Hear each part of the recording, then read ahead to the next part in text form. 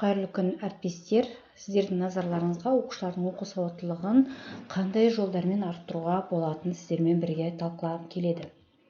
Жалпы оқу сауаттылығы дегеніміз не? Оқу сауаттылығы мәтіннен ақпарат айқындай білу, оқушылардың мәтіндерді түсіне білу, мәтіннің мәні мен мазмұнын түсініп тұжырымдауы, оқыған өмірде қолдана білуі, жазба мәтіндерді түсінуі, мәтіннің логикалық құрылымын түсіну, яғни кіріспе, негізгі, қорытындыны, мәтіннің мазмұнына рефлексия жасай алуы, мәтіннің негізгі элементтерін анықтау, әртүрлі мәліметтерді салыстыру, қажетті форманы бейнелеген мәліметті іздестіру.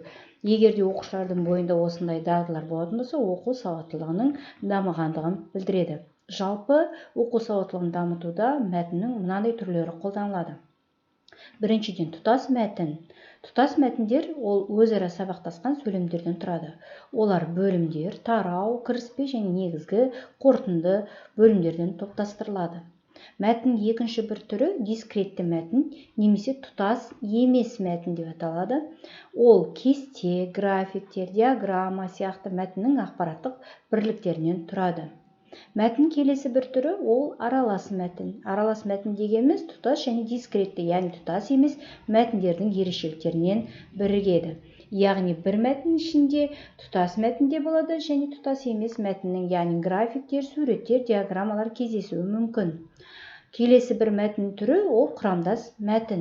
Құрамдас мәтін ол мағына ғана емес, формат жағынан да әрқайсы әртүрлі тәуелсіз бірнеше немесе бір мәтіндерден құрастырылуы мүмкін. Енді сіздермен мәтіннің түрлерін соған сай тапсырмаларды бірге орындап көрейік. Алдарыңызда тұрған мәтін ол аралас мәтін. Өйткені экранның оң жағындағы сурет және мәтіннің сол жағында тұтас мәтін берілген. Жалпы суретке назар аударғаннан кейін тапсырмаларды орындауға арналған ұсыныстарға қарайық. Біріншіден, мәтінді зейін қойып оқып шығыңыз. Екінші, мәтіннен ақпаратты табыңыз. Егер де сіз оқушылардың оқу сауаттылығын көздейтін болсаңыз, яғни сіз мұғалім ретінде бірінші оқушыға нұсқаулық беруіңіз керек. Енді мәтінмен танысайық. Қазақстанда 2015 жылдың 1 қаңтарынан бастап әр азаматқа 12 таңбалы жеке сәйкестендіру нөмірі беріледі. Ол жеке куәліктің беткі жағында көрсетіледі. Алғашқы 6 сан рет-ретімен жазылған туған күн датасы, яғни жыл, ай, күн. 7-ші цифр 1-ден 6-ға дейін азаматтың жынысы, яғни тақ сандар еркектерге, жұп сандар әйелдерге сәйкес келеді. Мен жынысымен өмірге келген ғасырын кодтайды. Яғни 1-2 цифрлар ол 19-шы ғасыр, 3-4 цифрлар ол 20-шы ғасыр, 5-6 цифры ол 21-шы ғасырды білдіреді. Келесі 4 цифр ол құжатқа әділет органы беретін реттік нөмірі. Соңғы цифр ол бақылаушы. Сонымен біз тапсырманы қарайық. Бірінші тапсырма. ЖСН дегеніміз не? А. Мектепке келгенде берілетін жеке сәйкестендіру нөмірі. Б. 16 жастан бастап жеке тұлғаға берілетін сәйкестендіру нөмірі. С. Дүниеге келген әр тұлғаға берілетін сәйкестендіру нөмірі. Д. 18 жасқа толғандағы берілетін жеке сәйкестендіру нөмірі. Құрметті әріптес, сіз бұл жерде мынаны түсінуіңіз керек. Тапсырмада берілген сұрақ бұл мәтінде тура жауабы жоқ, яғни оқушыны ойландырады.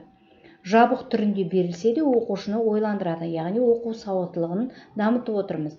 Және ол оқушының жауапты іздеуде аралас мәтіннің тиімділігін байқатады. Сонымен бұл жерде дүниеге келген әр тұлғаға берілетін сәйкестендіру номері болып табылады. Дұрыс жауабы осы. Ал енді, егер де сізде осылай жауап берсеңіз, сіздің жауабыңыз дұрыс деген сөз. Келесі тапсырма дәл сол мәтін.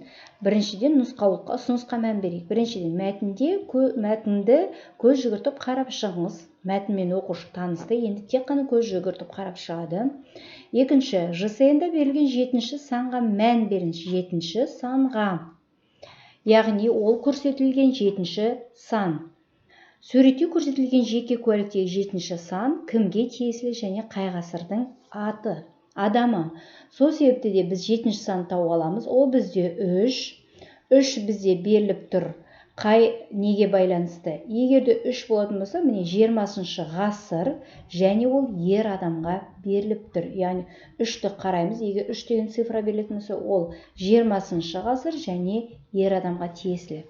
Егерде сіздің жауабыңыз дәл осылай болатын болса, ол сіз сұраққа дұрыс жауап бердіңіз деген сөз.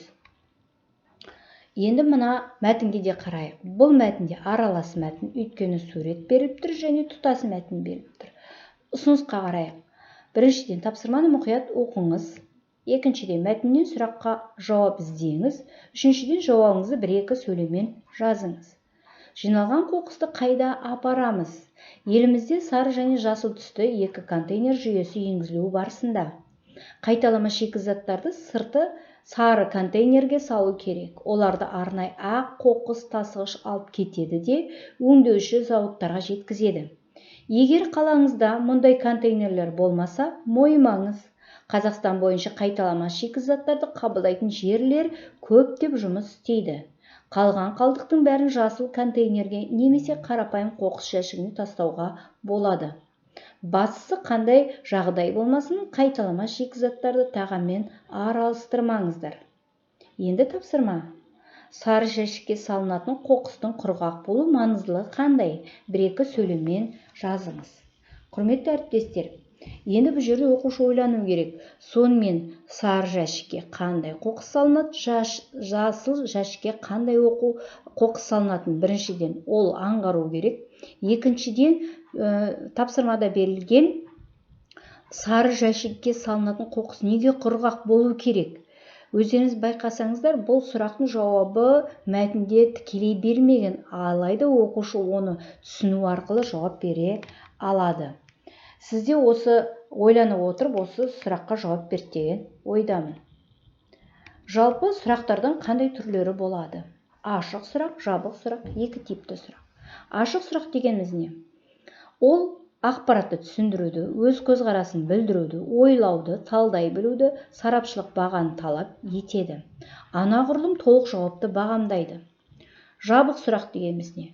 Оқушылардың жабық сұрақтарға берген жауаптары сарапшылық бағалауды қажет етпейді. Оларды автоматты режимде бағалауға болады.